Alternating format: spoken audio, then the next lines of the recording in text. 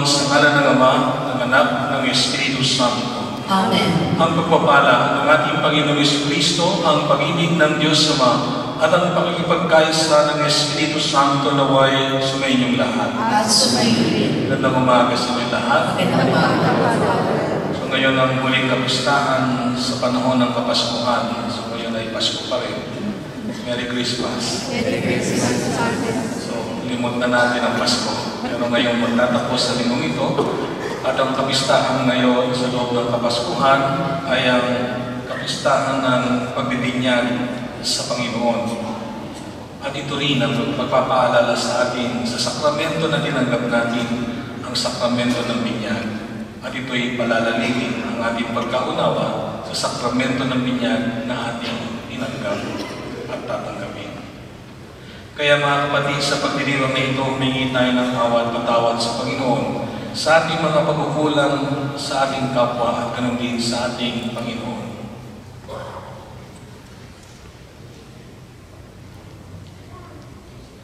Inaamin ko sa makapangyarihang Diyos at sa inyong mga kapatid na lubha ako nagkasala sa isip, sa salita at sa gawa at sa ating pagkukulang, kaya isinasama ko sa mga gabi ng Maria, sa lahat ng mga anghel at mga banal, at sa inyong mga kapatid na ako'y manalangin sa Panginoong ating Diyos.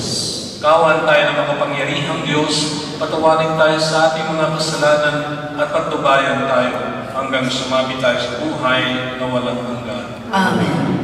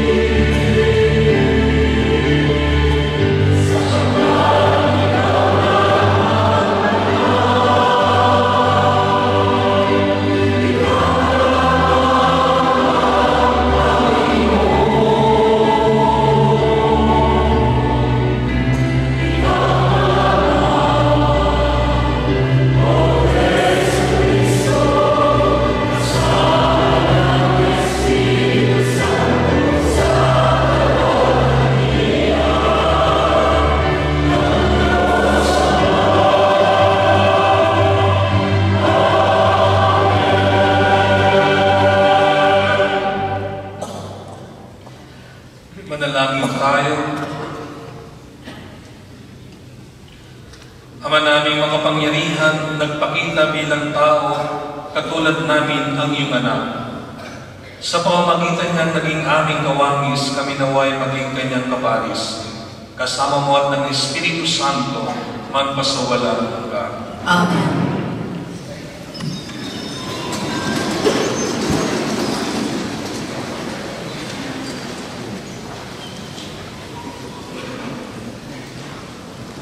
Sa unang pagbasa, si Jesus na tumanggap ng binyag sa Ilog Jordan ang katuparan ng propesiya ni Isaías ukol sa lingkod ng Diyos na isusugo para iligtas ang kanyang bayan.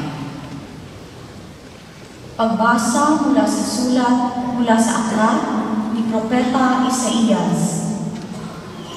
Sinabi ng Panginoon, "Ito ang lingkod ko na aking itataas, na aking pinili at kinalulugdan. Ibubuhos ko sa kanya ang aking espiritu, at sa mga bansa ay siya ang magpapairal ng katarungan. Mahinahon at banayan kung siya'y magsalita. Ni hindi magtataas ng kanyang tinig. Ang marupok na tamboy hindi babaliin. Ilaw na aandap-andap, di niyang papatayin. At ang katarungan ang paiiralin.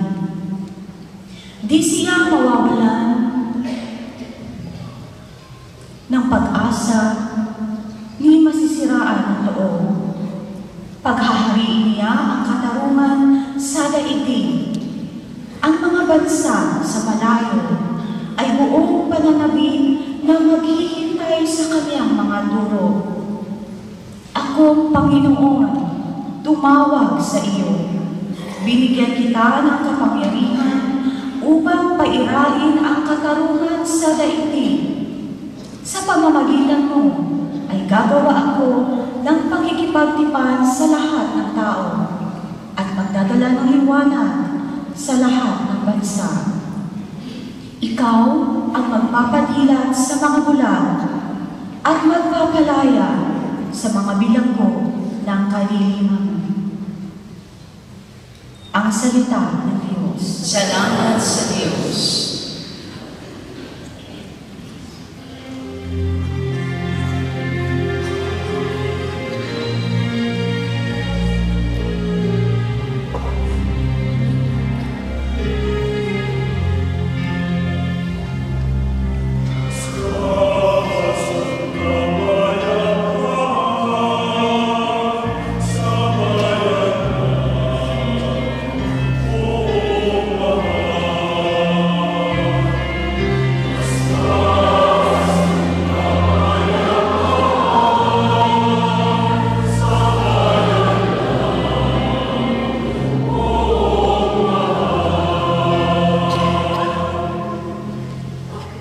Purihin ang Panginoon ninyong banal na nilalang, pagkat siya ay dakilat marangal ang kanyang ngalan.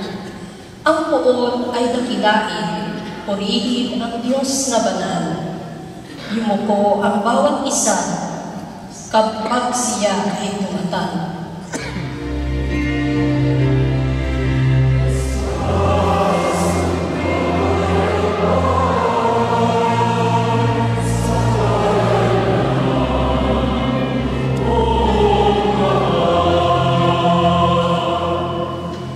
Sa gitna ng karagatan, tinig niya'y naririnig. Sa laot ng karagatay, hindi ito nalilingid. Pag nangusap ang poon, tinig niya'y ubod lakas. Ngunit tinig kamahalan kapag siya'y nangungusap.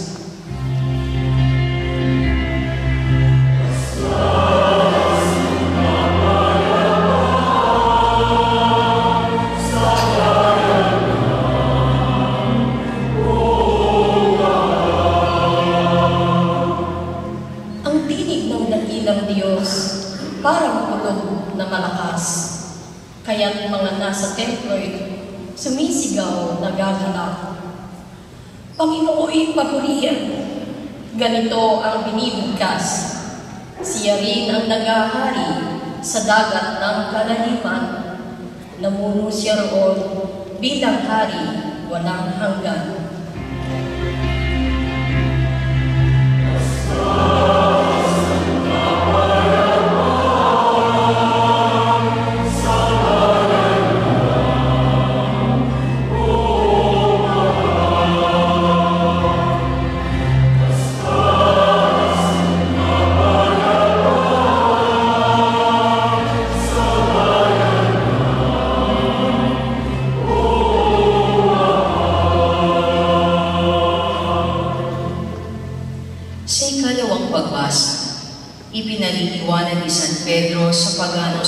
Ebanghelyo at sa sambahayan nito na ang pagliligtas ng Diyos ay kapwalaan sa mga Hudyo at mga pagano sa pamamagitan ni Jesus. Pagbasa mula sa mga gawa ng mga apostol. Noong mga araw na iyon, nagsalita si Pedro. Ngayon ko lubos ang natanto na walang itinatangi ang Diyos. Nalulugod siya sa sino mang may takot sa Kanya at gumagawa ng matuwid kahit sa bansa. Ibinigay ng Diyos ang Kanyang salita sa mga Israelita. Sa kanila niya ipinahayag ang mabuting balita tungkol sa pakikipagkasundo sa pamamagitan ni Jesucristo. Ngunit siya'y Panginoon ng lahat. Alam ninyo ang nangyari sa buong Judea na nagsimula sa Galilea nang mangaral si Juan tungkol sa binyag. Ang sinasabi ko ay tungkol kay Jesus na taga Nazareth. Ipinagkaloob sa kanya ng Diyos ang Espiritu Santo at ang kapangyarihan bilang katunayan na siya nga ang hinirang. Sapagkat sumasa kanya ang Diyos, saan man siya pumaroon ay gumagawa siya ng kabutihan at nagpapalagay sa lahat ng pinahihirapan ng tiyakin. Ang salita ng Diyos. Salamat sa Diyos. Magsitayo po ang lahat.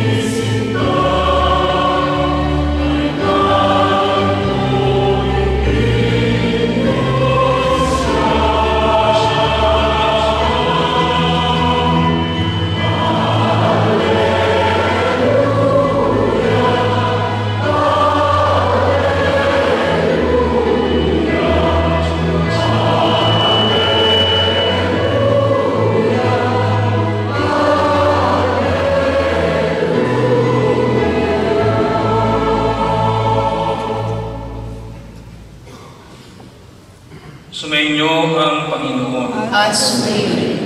Ang mabuting balita ng Panginoon ayon kay San Lucas. Papuri sa iyo, Panginoon.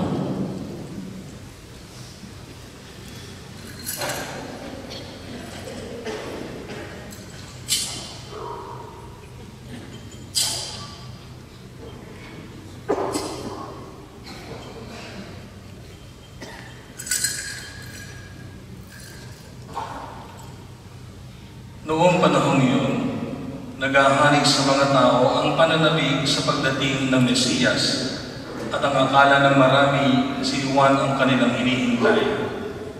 Kaya sinabi ni Juan sa kanila, "Binibinyagan ko kayo sa tubig, ngunit ang darating na kasunod ko ang magbibinyag sa inyo sa Espiritu Santo at sa apoy.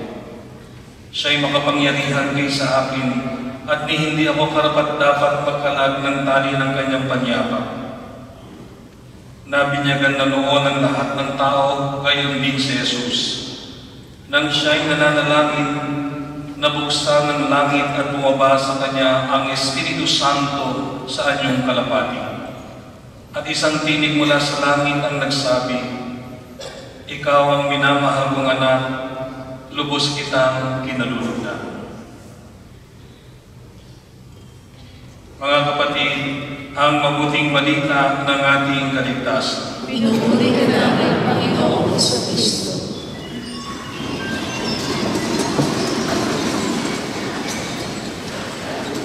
Gandang umaga sa inyo lahat. Kumatiin natin ang bawat isa. Merry Christmas. Hindi pa natatapos ang Pasko. So yung wala pang regalo, hindi pa magbigay. For the last time. So sa susunod na mga araw, o sa Sunday after Sunday, papasok tayo sa ordinary day.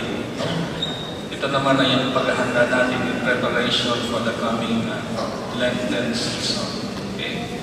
So sa umagang ito, isa sa pinakamahalagang kapistahan ang pinagdiriwang ng buong simbahan. Noong nakaraang Miyerkules, pinagdiwang natin ang sa Pilipinas, translasyon. So hindi kapistahan yun, no? Dahil kapapanganak lang, ngayon pinaposisyon na may nagpapasa ng cross. So ito'y tinago ng simbahan hanggang sa mabago ito, at ito'y tinawag na translasyon, o yung paglilipat ng imahe na ito doon sa isang simbahan patungo doon sa simbahan ng Quiapo. Kaya ito ay hindi ugnay doon sa tinatawag na kapistahan ng simbahan, sa mga season ng simbahan. Pero sa linggong darating, ang ipinagdiriwang natin ay ang kapistahan ng pagbibinyag sa ating Panginoon. At dito ay narinig natin kung paano ang Panginoon. Sa unang pagbasa, narinig natin dito sa ipinahayag sa atin, sa pamamagitan ng simbahan, na si Jesus na tumanggap ng binyag sa Ilog Jordan ang katuparan ng propesiya ni Propeta Isaías. Okay. So, nung lumang tipan, they are awaiting for the Messiah. At it was revealed to the prophets. And so they were preaching about the coming o ang pagdating ng manunubos. Ngunit marami ang hindi na naniniwala sa kanila. Okay. Kaya karamihan sa mga propeta, sila ay nag-alay ng buhay, pinatay, and they were rejected. So si Propeta Isaías, sa kanyang pangangaral, sinabi niya, ang propesiyang ito, ukol sa lingkod ng Diyos na isusuko para iligtas ang kanyang bayan. At ito ang bayang Israel. So, sa ikalawang pagbasa, narinig natin, dito ay pinakita sa atin sa pamamagitan ng mga gawa ng mga apostol, yung the Acts of the Apostles. Ipinaliwanag ni Pedro sa paganong si Cornelio at sa sambayanan nito na ang pagliligtas ng Diyos ay kawalaan sa orgulyo at sa mga pagano sa pamamagitan ni Jesus. And that speaks about the mission of Jesus. So, ipinakita sa lumang tipan, ibinyagan siya, ang ating tagapagligtas, at ang kanyang misyon ay ipinakita sa atin sa ikalawang pagbasa, na ang gagawing pagliligtas ng Diyos sa pamamagitan ni Jesus upang akayin ang mga Hudyo at ganon din ang mga pagano. At ito ang naging misyon ni Kristo sa pamamagitan ng pagsusugo sa Kanya ng Ama. Sa mabuting balita, narinig natin ang tagpo sa Ebanghelyo ni San Lucas. Noong panahon ngayon, naghahari ang mga tao sa pananabik sa pagdating ng Mesiyas. Ngunit akala nila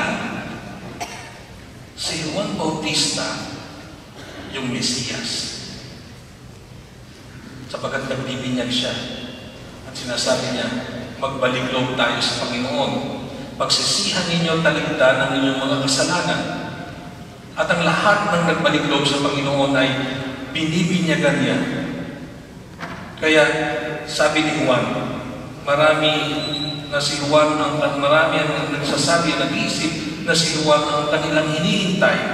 Kaya sinabi ni Juan sa kanila, ipinaliwanag ni Juan, binibinyagan ko kayo sa tubig. Ngunit ang darating na kasunod ko ang magbibinyag sa inyo sa Espiritu Santo at apoy. Siya'y makapangyarihan kaysa akin. So hindi ako, may darating pa na kasunod ko. At hindi ako karapat-dapat magkalag ng tali ng kanyang panyaman. So sa ikalawang paragraph of the Gospel, nabinyagan na noon ang lahat ng tao, gayon din si Jesus. Nang siya'y nananalangin ng ating Panginoon, nabuksan ang langit bumaba sa kanya ang Espiritu Santo sa anyong kalapati. No? Kaya minsan nakikita natin the symbol of the Holy Spirit ay yung kalapati. So sa pamamagitan ng tandang ito na ipinakita sa Ebanghelyo ni San Lucas, at isang tinig mula sa langit ang nagsabi, "Ikaw ang minamahal kong anak, lubos kitang kinalulutan." So dito, ang paghahayag, the great revelation of God, no? Sa pamamagitan ni Kristo. And it was revealed, this particular gospel, that Jesus is the Son of God. Ang Ama, ang Anak, at ang Espiritu Santo. Kaya makikita natin, dito ipinakita sa atin ng pagbibinyag kay Kristo. Ito yung effect of the baptism of Jesus. Ang binyag ni Jesus ay ipinahayag ang ganap na pakikiisa sa katauhan. Ito ay ang pakikiisa ng Diyos, even though He is God. Okay? Bumaba siya, nagpakababa upang damayan tayo, upang kunin ang ating tinatawag na ang ating sitwasyon at pumasok sa ating sitwasyon bilang tao. Kaya ito yung sinasabi, ang Diyos ay nagkatawang tao. So kung ang Diyos ay nagkatawang tao, alam ng Diyos ang nararamdaman natin, ang nararanasan natin. Alam ng Diyos ang ating tinatawag na yung sitwasyon ng bawat pagkatao.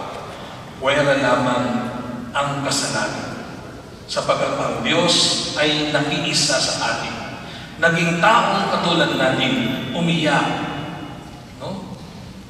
Naglambay, nagutom, nanalangin, sapagkat siya'y nakiisa sa atin sa pamamagitan ng ating Panginoong Jesucristo. Ang ikalawa, sa kanyang binyag, dito ay ipinahayag sa kanya at sa mga tao, si Kristo bilang anak ng Diyos. Ito yung great revelation. Kaya si Jesus ay hindi lamang basta propeta, kundi siya ang kaisa-isa at bugtong na anak ng Diyos. At siya naging tao sa pamamagitan ng ating mahal na ina.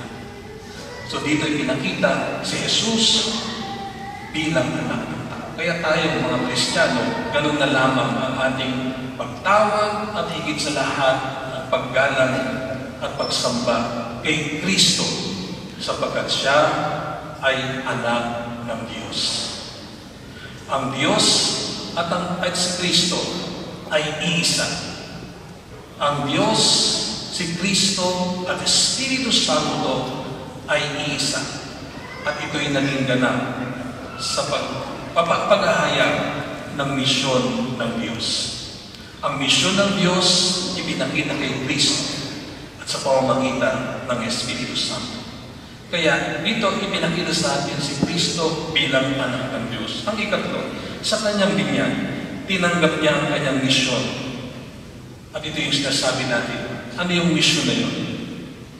Upang tayong lahat,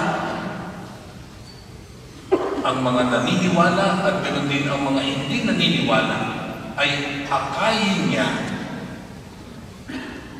upang tayo ay maligtas sa pamamagitan ni Kristo Jesus. Kaya sinabi sa atin sa banal na kasulatan, no one can go to the Father except through me. Bakit? Sapagkat sinabi ni Jesus, I am the way, the truth, and the life. There will be no salvation without Christ. Okay. So we can go to the Father we can go to heaven, we can enter heaven through Jesus Christ. Because Jesus is the mediator between God and humankind. And so through Him, and with Him, and in Him, there is salvation. And that is the mission of Jesus. And He showed that even on His death on the cross. At sa pamamagitan ng binyag na yun, ito nahayag ang mga bagay nito. So ngayon, sa kapistahan ito rin ay nagpapaalala sa ating ng sakramento na tinanggap natin. Okay? So tatanungin ko kayo, how many 7 sacraments do we have?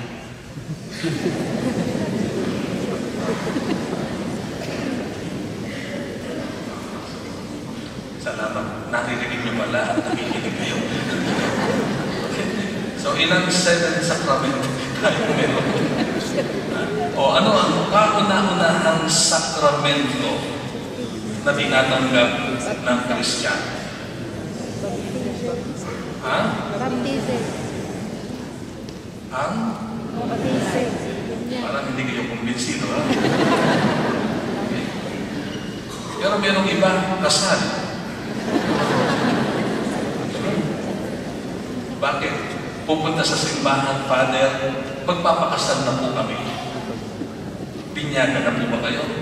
Hindi pa po. Okay. And in the church, meron tayong tinatawag na Sacrament of Initiation. So you are being initiated to the church. You are welcome in the church. You are welcome in this celebration of the Eucharist. Ano yung tatlong yun?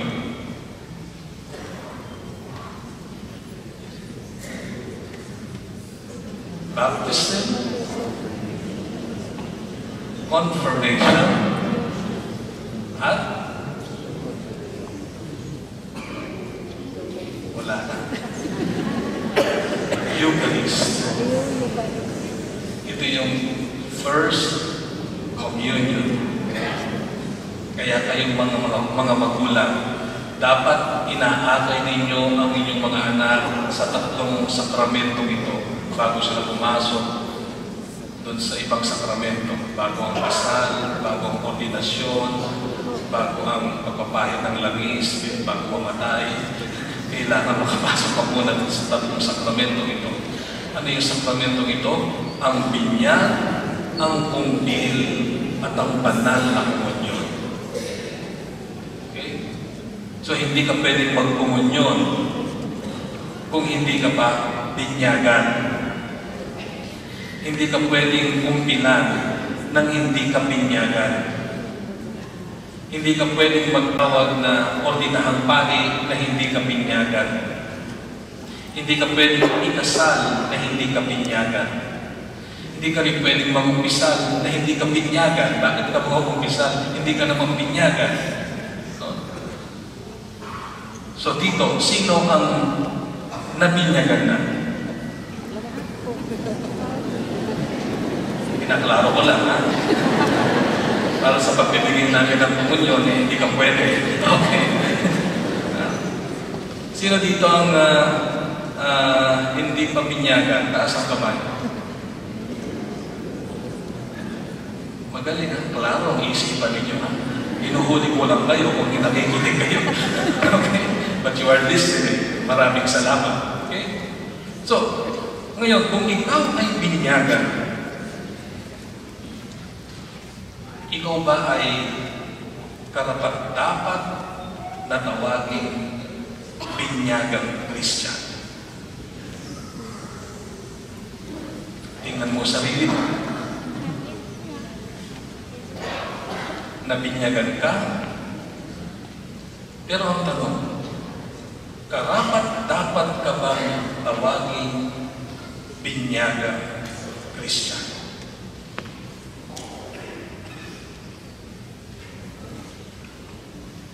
Silence means no. Okay? So, kung titingnan natin, parang taliwas na sa tunay na pakahulugan ng binyag o yung karangalan ng binyag na tinanggap natin.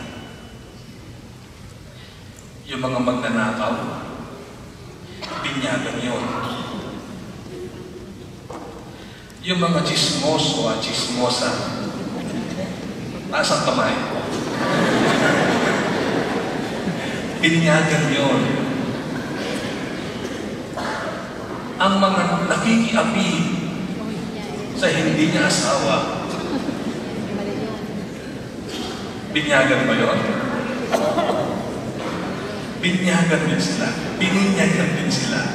They receive the sacrament of baptism. So sa makatuwid, ang karangalan ng isang binyagang tao ay parang naglalaho. Bakit? Kung titignan natin, kahit ang mga nagpapabinyag, parang walang lalim ang kanilang pagpapabinyag.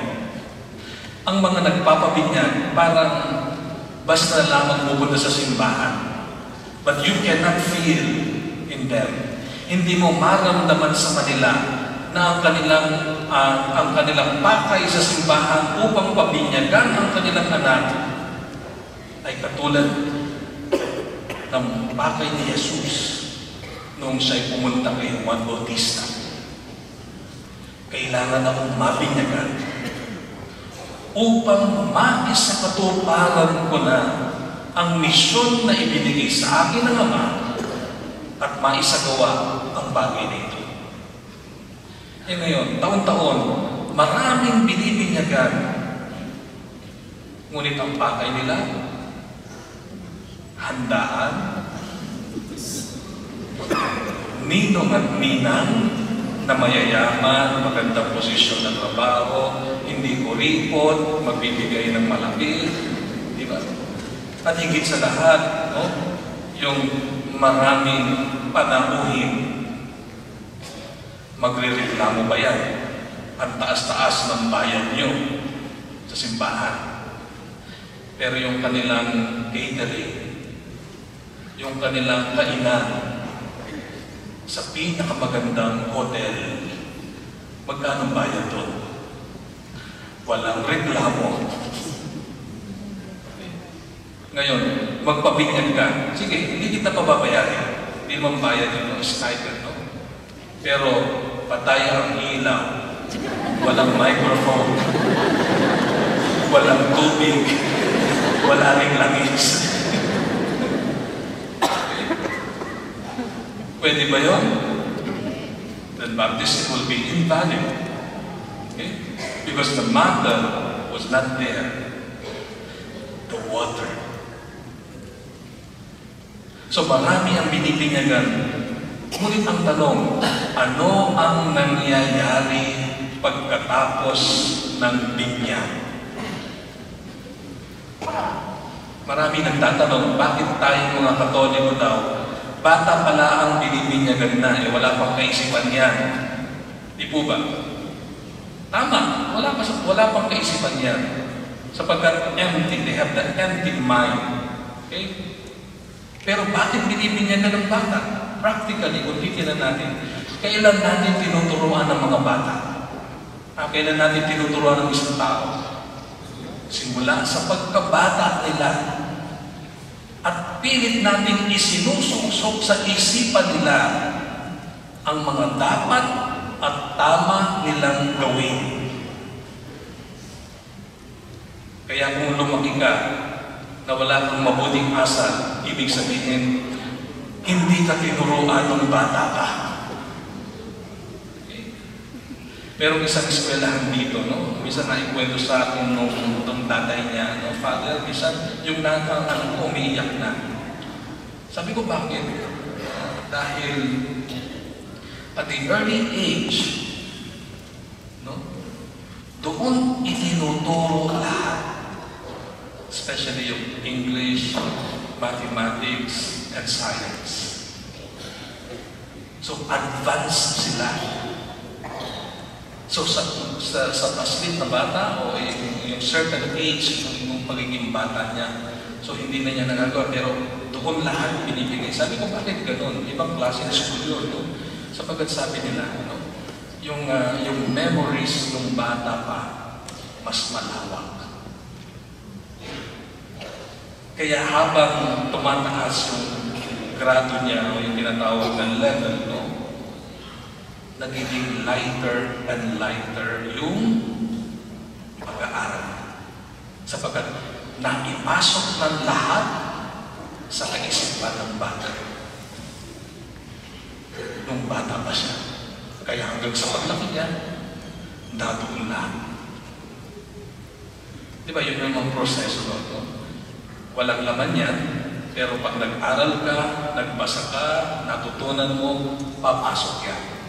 And it will be there in our own yung memories, yung ating subconscious.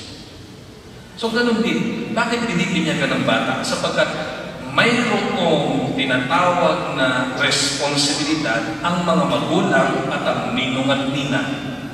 At ano yung responsibilidad na yun? Ang turuan ang bata hanggang sa kanyang paglaki sa pamamagitan ng ating pananampalataya. Ang ating pananampalatayang Christian. So matapos ang binyag, tingnan natin, kayong mga magulang, binabasahan niyo ba ang inyong mga anak ng Bible stories?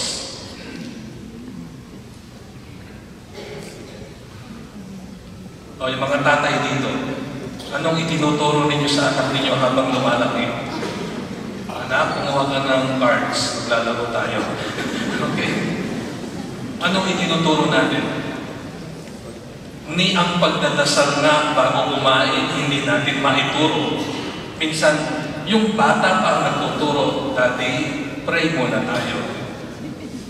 Diba? And that is the responsibility of the parents. Ngayon, kung minsan, ang katotohanan, meron talagang e-engot-engot na mga magulang. Alam niyo ba yung mga e-engot-engot? Ayaw ko na sabihin yung tamang tanong, engot na lang. No? Kaya merong ninong at nina. Hindi lamang para sa sobre, hindi lamang para sa regalo. Sila ang gagabay at magsasabi upang itama ang mga magulang. Kung pinalalaki nila ng tama ang kanilang mga anak. Ang problema, kung ang magulang, ninong at ninang, engot din. Walang kinabukasan ang batang ito. Okay. So, paano lalaki yung bata ng tama? Paano magsisimba ang batang ito?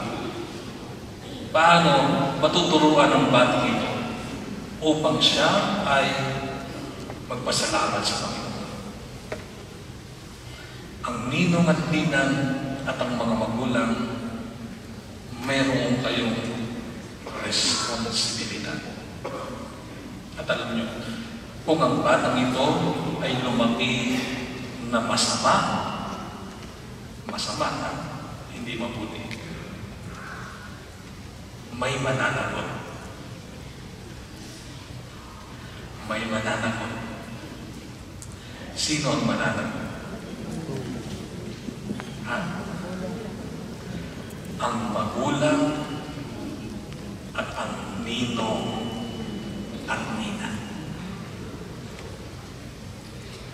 Magsasama-sama kayo sa dagat-dagatang apoy. Hindi naman. Okay. Sa punto. Okay. Kaya mabigat ang role ng ninong at nina. Mabigat ang role ng mga magulang. Kaya tinatanong ng pare, mga magulang, ninong at nina, nakahanda ba kayong palakihin ang mga batang ito sa ating pananampalatayang Kristiyano? Kayo naman mga emot-emot, opo, nakahanda kami. Nakahanda na sa isip lamang, wala sa kalooban. Okay? Kaya ang binyag ay napakahalaga. No? Ito'y may kaakit o kalakit na responsibilidad. Kaya bago ka tumanggap bilang ninong o nina, pag-isipan mo mabuti. Diba? Ilan na ang inaanak mo ngayon? 20 na, Father. May naituro ka na ba sa kanila? Wala pa po, Father. Pues, pagdating ng panahon, magkita-kita kayo sa purgatorio. Doon kayo magkikita-kita. At tatanong niya, bakit ka na dito? Kasi 2 po na yung inaanak mo. Wala akong ginawa. And that is your own responsibility. Okay? Because baptism is the sacrament of the church. Sakramento ng simbahan na itinatag ni Kristo.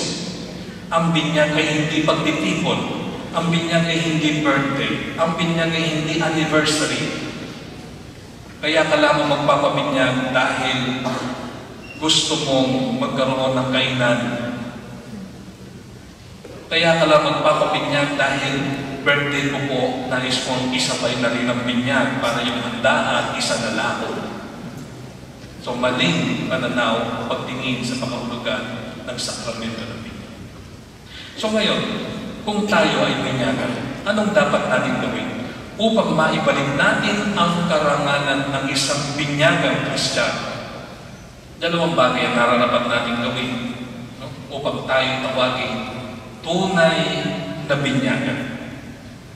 Ang una, ang pagtatakwil sa masama. Alam niyo ibig sabihin ng pagtatakwil sa masama? Okay. Kaya sa binyag, itong tinatanong, itinatakwil mo ba si Satanas? Anong sagot niyo? Kita niyo, walang kabuhay-buhay. Si Satanas yan, ha? Pero tanongin mo, itinatakwil mo ba yung katabi mo? Itinatakwil mo ba yung kaaway mo? Opo, Father. Pero tanongin mo, itinatakwil mo ba si Satanas? Opo. So wala sa loob, wala sa kaisipan ang kanilang pagsagot. So ang tunay at ganap na binyagan, siya ay nagtatakwil kay Satanas. Itinatakwil niya ang masama, itinatakwil niya ang pag-aakit ng masama. Kaya kapag ikaw ay natutukso, kapag ikaw ay natutukso, so tandaan natin, kapag nanunukso ang diablo, gumagawa yan ng palamuti para hindi mo mahalata. No?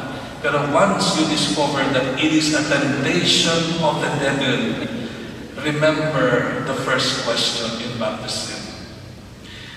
Itinatakwil mo ba si Satanas?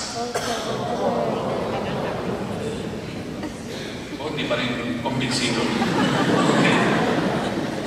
Kapag ikaw ay natutugso, may asawa ka na sa Pilipinas, dito nais mo pa rin manligaw, no? Sapagkat sa tawag ng iyong katawan, no? Kaya nanliligaw ka at sinasabi mo, nagsisinungaling ka, o wala akong asawa, single ako, no? Ito, pruweba ko, single talaga ako, no? Tayo lang dalawa? Pwede, no? Tandaan mo ang tanong na ito, itinatakwil mo ba si Satanas? Sumagot kayo.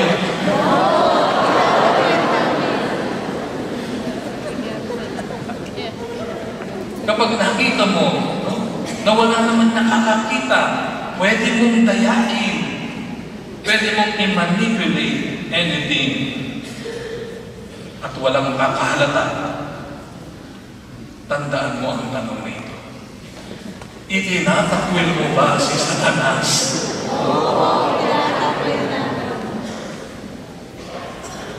Kapag naninira ka ng kapwa mo sa chismis, tuwang-tuwa ka, masayang-masaya ka, tandaan mo ang tanong na ito. Itinatakwil mo ba si Satanas? And that is the very first question in the sacrament. So upang maging ganap ang ating pagiging binyagan, itakwil natin ang masamang gawa. Ang ikalawa, upang maging ganap, kung itatakwil natin si Satanas, meron tayong dapat akapin o harapin. Tatalikuran mo, haharapin mo. At sino yun? Ang ating pananampalataya at pananalig sa Diyos. Kaya sa ikalawang bahagi ng tanong, sumasampalataya ka ba sa Diyos? Opo, sumasampalataya. Ganyan-ganyan pag nagbibinyagan mo. Hindi ka makumbins na sumasampalataya ang mga binibinyagan mo. Sumasampalataya ka ba kay Hesus Kristo? Opo, sumasampalataya ka ba sa Espiritu Santo?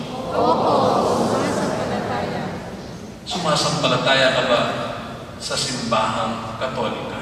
Opo, sumasampalataya. Kahit tayo'y pilit na inuyurakan, sinisiraan, ibinabagsak, sumasampalataya ka pa ba sa simbahang Katolika?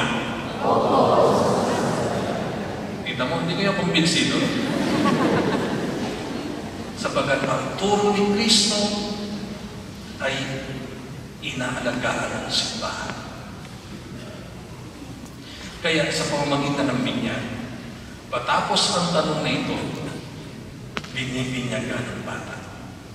Binibinyagan kita sa ngalan ng Ama, ng Anak, ng Espiritu Santo. Amen. Sapagkat itinakwil mo ang masama at inakap mo ang ating Panginoon. Amen. Amen. So ngayon, sino dito ang binyagan? Very good. So alam niyo na ang gagawin. Upang maging marangal na tawagin, ako ay binyagan Kristiyano. Bakit? Itinatakwil ko si Satanas at minamahal ko ang ating Panginoon. Amen. Amen. So ngayon, sabihin mo sa katabi mo, ipaalala mo, binyagan ka. Binyagan ka. Palain tayo lahat ng Panginoon.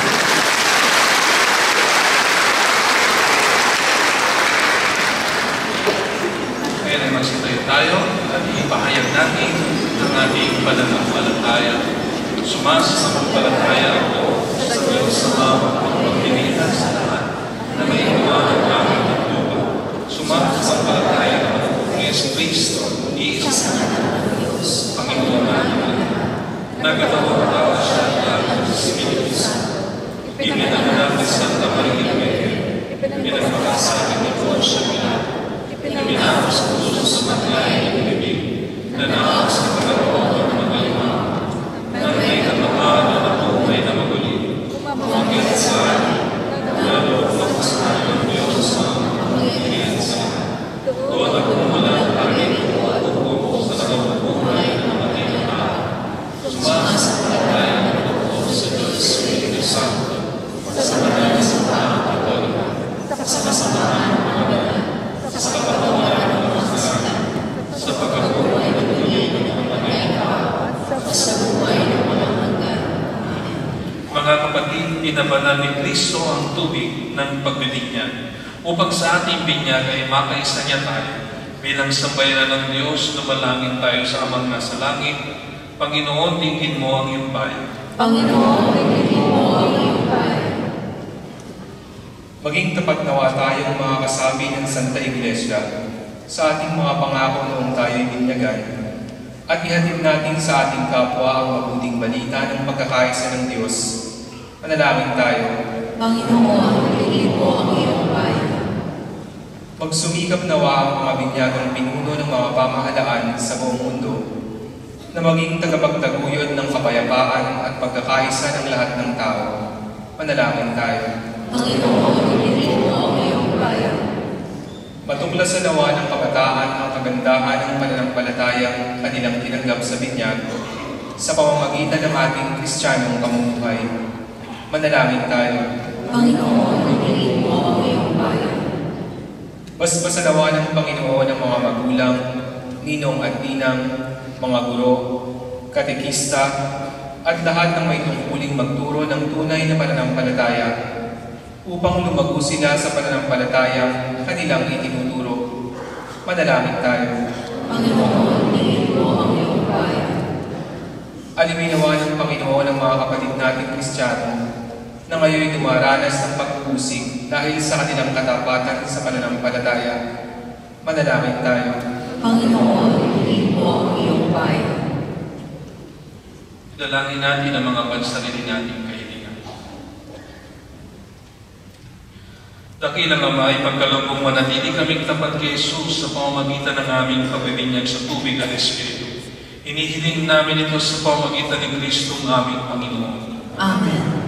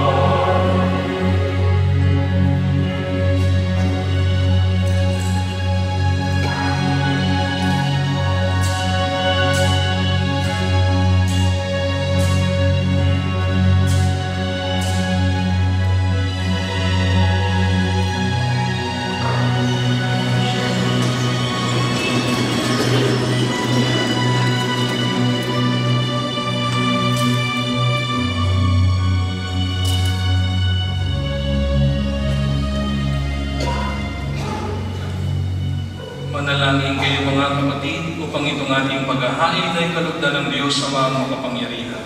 Nanawinawa ng Panginoon itong paghahain sa iyo, mga kamay, sa kabayanan, karangalan, sa ating kapakinabangan, at sa buong subay ng niyang banal. Ama namin lumikha, ngayon ipinagdiriwang ang pagpapahayag ng iyong kinalulugdang anak. Tanggapin mo ang aming mga alay upang ito ay maging paghahain ng kanyang mahabaging paghuhugas sa kasalanan namin, sapagkat siya'y kasama mo at ng Espiritu Santo magpasawalang hanggan. Amen. Sumainyo ang Panginoon. At sumayin, Itaas sa Diyos ang inyong puso at diwa. itinaas natin sa Panginoon. Pasalamatan natin ang Panginoong ating Diyos. Marapat na siya ay masalamatan. Manaming makapangyarihan, tuwing ang marapat na ikaw ay aming pasalamatan sa pamamagitan ni Jesucristo ng aming Panginoon. Ang mga dakilang pahiwatig ng bagong pagsilang ay minarapat mong mahayag sa ilong Jordan. Dahil sa iyong tinig buhat sa kalangitan, ang pakikipisan ng iyong salita sa katauhan ay aming ngayong sinasampalatayanan. Dahil sa Espiritong sa Kanya ay lumukog na waring kalapating tagapagtaguyod. Tinanghal siyang Mesiyas namin iyong lingkod para ihati ang iyong balitang mga abay itatampo. Kaya may isa ng mga anghel na nagsisiyawit ng papuri sa walang kumpay sa kalangitan, kami nagbubunyi sa iyong kadakilaan.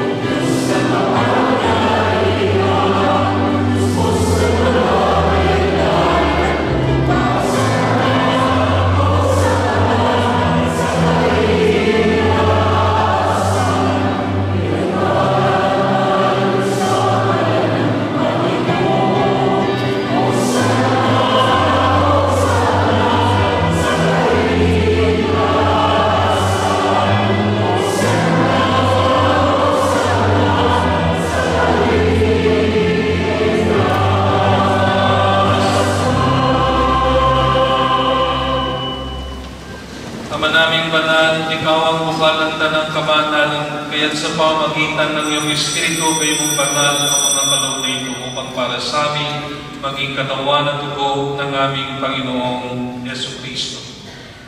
Bago niya pinaglinis ang pusang loob na maging handog, hinawakan niya ang tinapay, pinasalamatan kaniya, pinaghati-hati niya yun. Iniabot sa kanyang mga alagad at sinabi, "Tanggapin ninyong lahat ito at kanin. Ito ang aking katawan na ihahandog para sa inyo."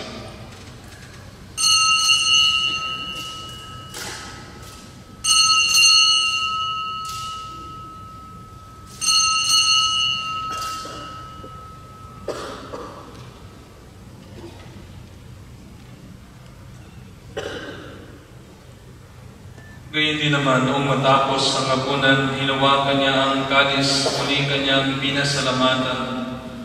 Iniabot niya ang kalis sa kanyang mga alagad at sinabi, "Tanggapin ninyong lahat ito at inumin. Ito ang kalis ng aking dugo, ng bago at walang hanggang tipan. Ang aking dugo na ibubuhos para sa inyo at para sa lahat sa ikapagpapatawad ng mga kasalanan. Gawin ninyo ito sa pag-aalaala sa akin."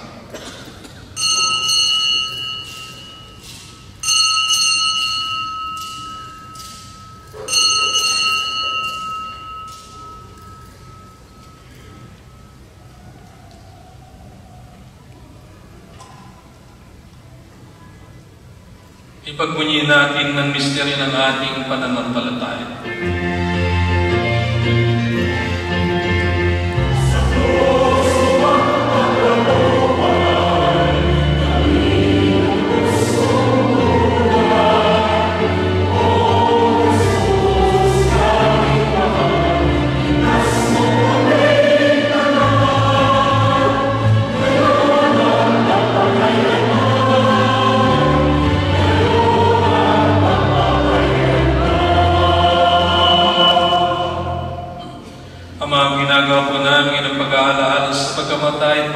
pagkabuhay ng iyong anak.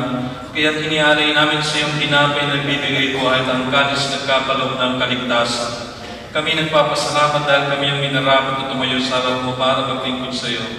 Isinasamo namin kami magsasalo-salo sa katawan ng dugo ni Kristo ay mabuklod sa pagkakaisa sa pamamagitan ng Espiritu Santo.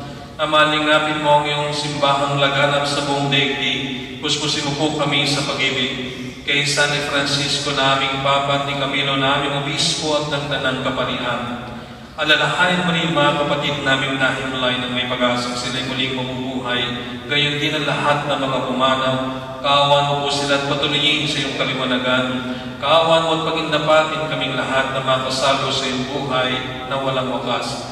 Kaysa ng malabinheng Maria niya ng Diyos, kaysa ng mga apostol at ng lahat ng mga banal na namuhay dito sa daigdig ng kalugod-lugod sa iyo, may pagdiwang nawa namin ang pagpupuri sa kararangan mo sa pamamagitan ng iyong anak na aming Panginoong Yesu Kristo. Sa pamamagitan ni Kristo, kasama niya at sa Kanya, ang lahat ng parangal at papuri sa iyo, o Diyos pangyarihan, kasama ng Espiritu Santo, magpasuwalang hanggan.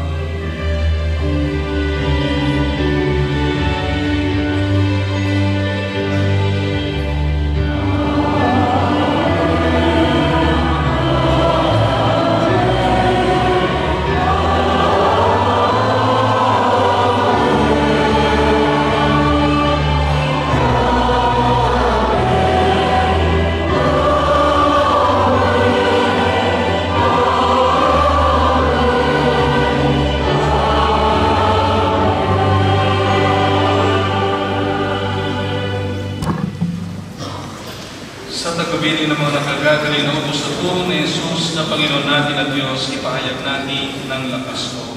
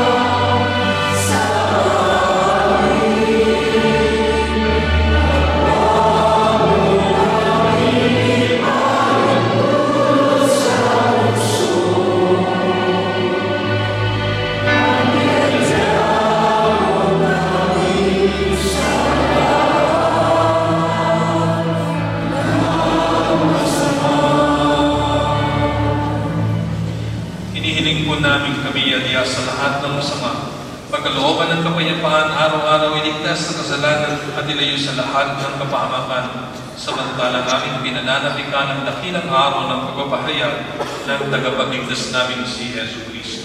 Oh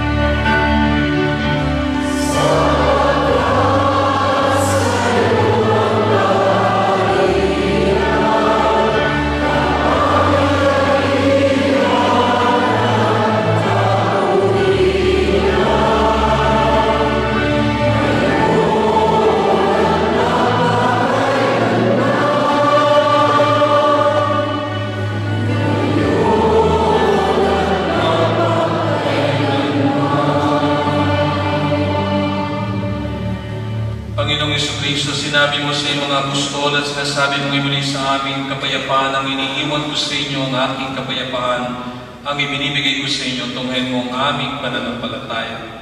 At huwag ang aming mga pagkukulang at pagkakasala. Pagkalooban mo po kami ng kapayapaan at pagkakaisa ayon sa iyong kalooban, kasama ng Espiritu Santo magpasawalang hanggan. Amen. Ang kapayapaan ng Panginoon ay laging sa inyo. At sa iyo. Magbigayan tayo ng kapayapaan sa isa't isa.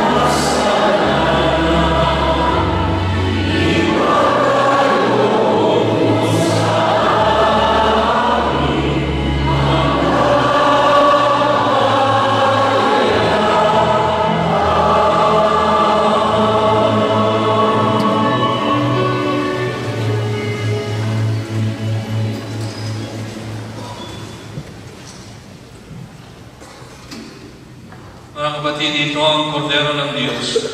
Ito nag-aalis ng mga kasalanan ng sanlibutan, mapalad ang mga inaniyahan sa kanyang piging. Panginoon, hindi ko karapat-dapat na magpatuloy sa iyo.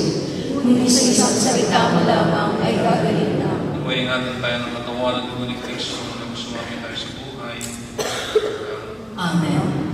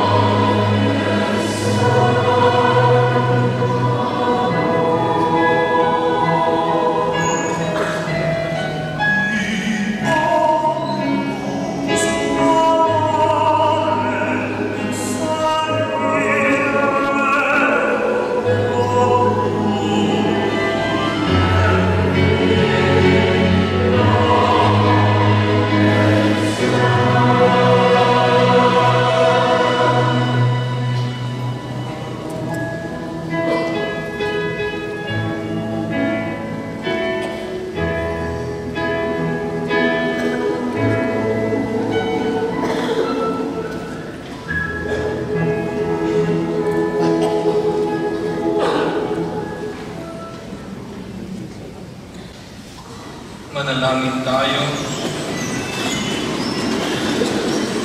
Ama namin, mapagmahal, kaming iyong pinapakinabang ay maging mga anak mo nawa sa turing at sa katotohanan sa matapat naming pakikinig sa iyong anak na aming tagapamagitan kasama ng Espiritu Santo magpasuwalang hanggan. Amen. Magsuko po ang lahat para sa ilang pala. 12 January 2019, Saturday, is the Outdoor Servers meeting in the Alberta Chapel at 6 p.m. 18 to 28 January 2019, Friday, Saturday, and Sunday, is the Feast of Our Lady of Arabia, the patroness of the Vicariate of Northern and Southern Arabia. All the Masses will be in honor of Our Lady of Arabia. 18 January 2019, Friday, is a marriage preparation course from 7:30 a.m. to 5:30 p.m. at the Seraphic Hall. Those who are getting married within the next 6 months, you can register at the parish office with a copy of your baptismal certificate and passport copy. 21st January, Monday, is a marriage renewal mass. All couples who celebrate their wedding anniversary in the month of January to participate in the mass at 7 p.m. in the main church for the renewal of their marriage vows. Please register your names at the parish office or email them to familyministry2010@yahoo.com. 28 January 2019, Monday, is a seminar on the sacrament of marriage. Those parents who are not married in the church need to attend the seminar as required for the baptism of their child. It will be held at 7:45 p.m. in the Sacraments Chapel. Church Calendar 2019 is still available. We encourage every parishioner and families to have this calendar, which gives the details of liturgical readings, mass timings, and other information of the parish. You could get them from the parish office, bookstore, and special counters. Ganon din po ang ating siguro t-shirts ay available at pwede ko po kayong bumili sa may labas po ng Seraphic Hall. Maraming salamat.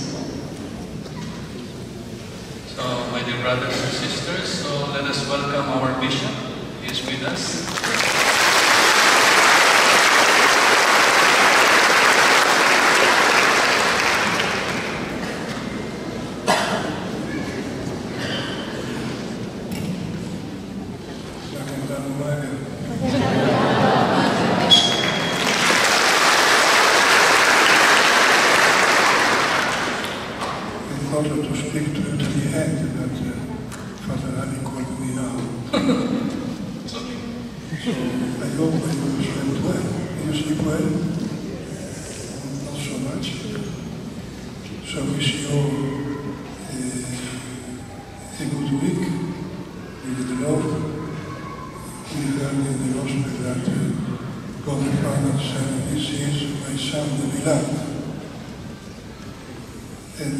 This is addressed to every one of us. Since our baptism, we became children of God. God is our Father. So let us pray every day to God our Father to keep us far from sin, to help us in our Christian life, especially to love one another. Because it is not enough just not to commit the sin, but it is very important, it is essential in Christianity to love one another. Not just to love those who love us, but to love also those who don't love us, or those who criticize us, those who spoke badly about us. Our love is for all, as the love of God is for all. So let us continue our week, or start a new week, with the grace of God. Pray for me, I pray for you, and God bless you all. Salamat.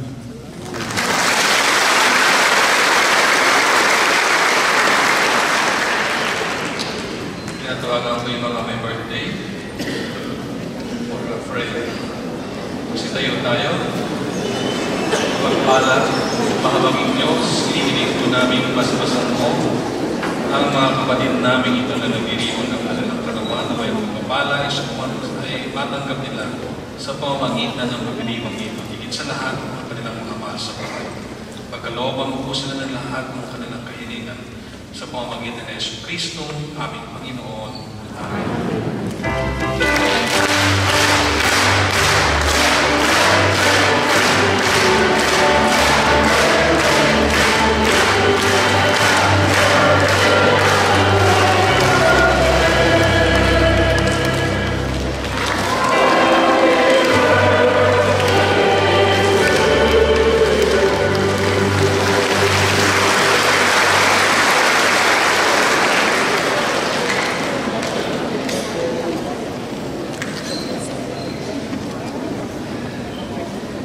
Nais kong ipaalala muli ang ating fiesta, Filipino Fiesta sa karangalan ng Santo Niño ay gaganapin natin sa January 24 at 25. So yung 24 ay Thursday evening, meron tayong misa. Pagkatapos ng misa, meron tayong Filipino program sa Parish Grounds.